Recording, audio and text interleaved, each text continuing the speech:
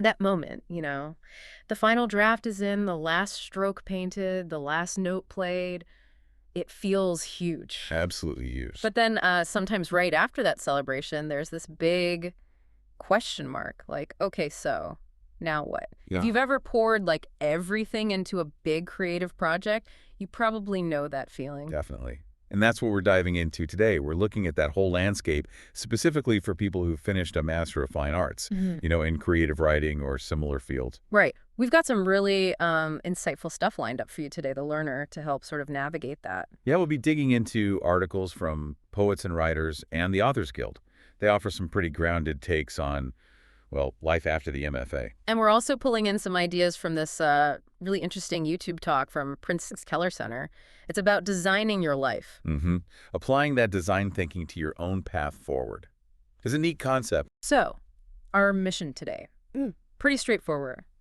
Unpack the realities, look at all the different career possibilities out there, and maybe give you some practical ways to build a creative life that actually feels fulfilling. Now listen, even if you don't have an MFA, but you've, thrown yourself into any creative thing and wondered what comes next, this deep dive is definitely for you too. Okay, let's get into it. Right. Let's start with that gap, which can be pretty big, between the expectations people often have during an MFA and what actually happens afterwards. Yeah.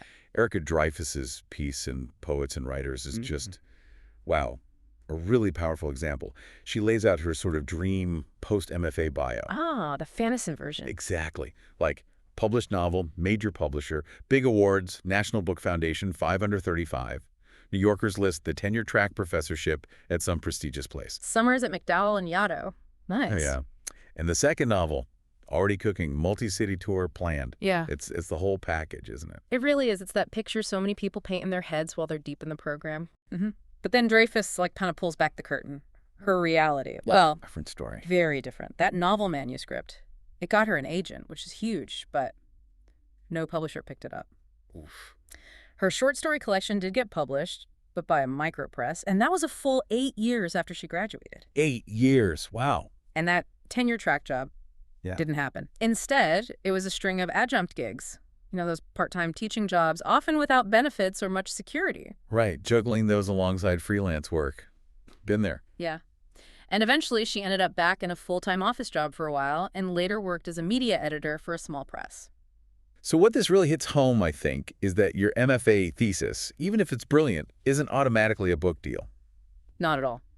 That path to getting published can be really long, sometimes kind of twisty. And the academic path, which seems like the logical next step for so many MFA grads. Yeah. Well, it's just incredibly competitive. Yeah, the AWP stats she mentions are pretty sobering, like 4,000 graduates a year. Competing for maybe, 100 tenure-track creative writing jobs back in 2012-13. The odds are not great. Not great at all. It really shows you how much universities rely on adjuncts now, doesn't it? It does. And, I'm trying to make a living just from adjuncting or freelancing. Dreyfus's experience shows how tough that can be financially. Yeah, her moving back to an office job really underlines that economic reality. It's a good reminder that the image of just being a full-time writer right after the MFA, Yeah. it's more the exception than the rule. But here's the interesting twist. Okay. Her story isn't just about disappointment. She really talks about how unpredictable a writing life can be. Opportunities pop up in weird places. Like how? Get this. Her publication actually came about because of a comment she left online somewhere. No way, really? Yeah, which kind of highlights how important having an online presence and being part of that wider writing community can be now. Right, especially if maybe your MFA network isn't super strong or local anymore. The internet opens things up. Exactly. And her big takeaway, the final lesson, really, is that an MFA is a start. It gives you tools, shapes your thinking, but it doesn't lock you into one specific destiny. It's more like a launch pad, giving you options, not guarantees. Precisely. It's a beginning, not the whole story. Okay, so shifting gears a bit. Yeah. Because it's not just about creative writing, right? What about MFAs in visual arts, design, things like that? Good point. We looked at this resource, Exploring Master of Fine Arts Jobs, and it gives a much broader view. It reminds you that any MFA really is about honing your craft, getting feedback, building community. Sure, the core experience is similar. And while teaching, workshops, gallery, or museum work are common paths, the guide really opens your eyes to the variety out there. Like what kind of variety? Well, think about working visual artists, People with studio practice, selling through galleries or online, doing client projects, commissioned work, maybe illustrations. Okay, so the actual making art path, and then the academic one, teaching art history. Right. But then you've got roles like curators in museums, managing collections, planning shows, Oh, yeah, interesting. or more commercial stuff like being an art director, leading the visual side of advertising or marketing. Or a graphic designer, right. Websites, ads, logos, blending art and tech. Definitely. Illustrators doing work for books, magazines, creative directors setting the vision for big projects, gallery managers running the business side of things, Wow, okay, that's a lot more diverse than maybe people first think. and even art therapy, using art to help people with emotional well-being. Plus, the whole freelance artist designer route, which gives you flexibility. So lots of options. What about, like, the job market for these roles? Well, the guide actually mentioned a projected increase in demand for fine artists, which is interesting. And the potential salaries, especially for roles like art director, can be pretty good. We're talking ranges potentially up to like $105,000 or so annually at the higher end. Okay, so that's encouraging.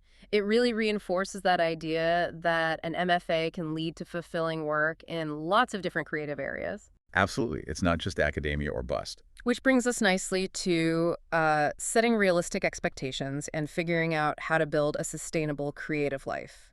The Authors Guild had a great piece on this, Life After the MFA. Yeah, they start by acknowledging something really common: post-MFA burnout. Oh, totally. After years of that intense focus. Exactly. That sudden lack of structure, maybe the pressure to publish now, it can leave you feeling wiped out. They actually say, hey, it's okay to take a break, decompress. Good advice. Yeah. And they also echo the whole tough academic job market thing, right? Pointing out that, 75% of positions are adjunct, low pay, insecurity. Right. It just reinforces that need to look beyond academia. Definitely need to keep those other options in mind. And they talk about that big shift, losing the built-in structure of workshops, deadlines. Suddenly you have to create your own structure to keep making art or writing. So how do you do that? They suggest two main ways. One is scheduling, literally blocking out time for your creative work like it's an appointment you can't miss. Makes sense. Like going to the gym. Kind of. The other is more urgency-driven, Mm-hmm. focusing on the projects you feel really compelled to work on right now. Ah, following the passion in a way. Right. Finding what works for you. And they stress something else crucial. You got to keep sending your work out. Oh, yeah. Brace for rejection. Exactly. Normalize it. Yeah. It's part of the deal. Yeah. And remember, it's usually not personal. It could just be about fit or timing or a million other things. No, true. It's hard not to take it personally, though. It is.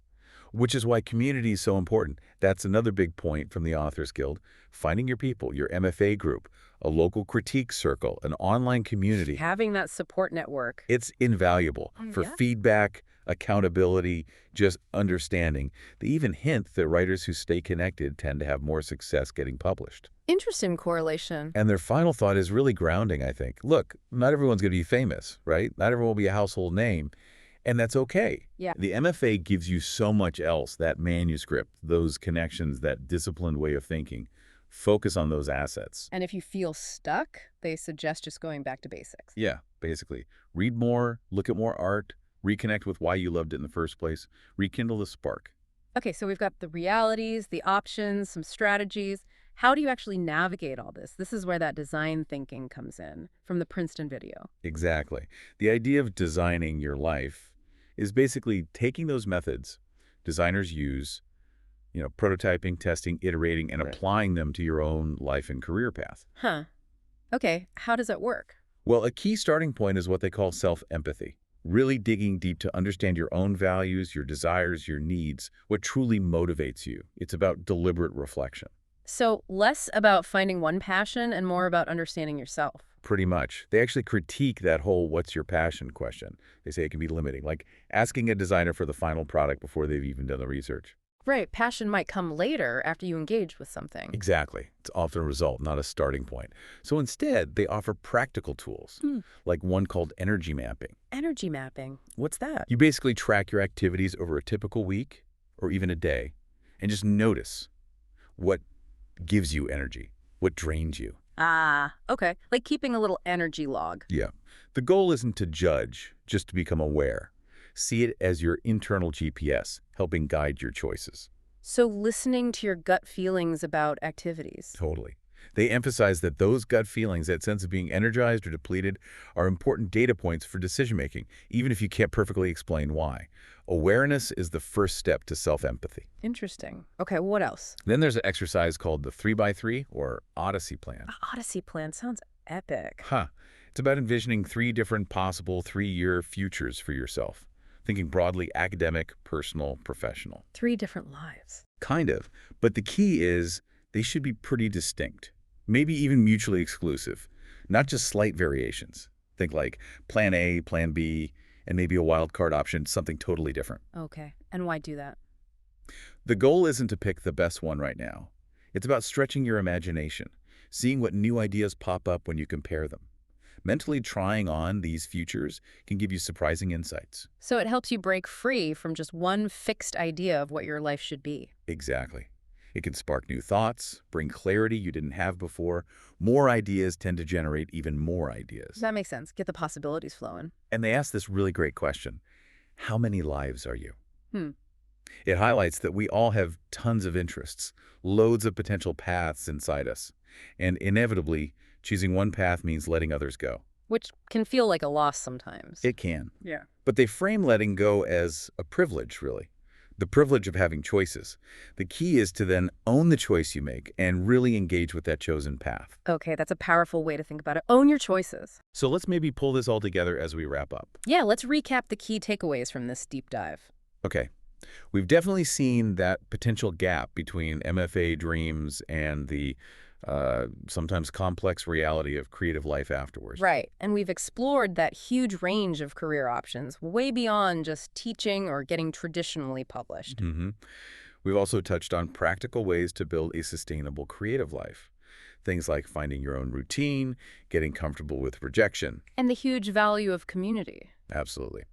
And finally, we looked at how applying design thinking principles, really focusing on self-awareness with tools like that energy mapping, And exploring multiple futures with those Odyssey plans. can give you a really useful framework for figuring out what's next after the MFA. So for you, the learner, really getting a handle on these realities, using these tools like energy mapping, thinking about different possible futures, it can genuinely help you make better choices. Yeah, choices that lead to a life that feels fulfilling and meaningful to you, whatever your specific background in the arts. Definitely. And maybe here's a final thought to chew on. Thinking about your own number of lives, those different potential paths, how can you really commit to the path you're on now, fully engage with it, while also, I guess, accepting the paths you didn't take? Yeah, it's about intentionality, isn't it? We really hope you'll check out the resources we talked about, the articles, the designing your life ideas, and just reflect on your own journey after whatever big creative project you've poured yourself into.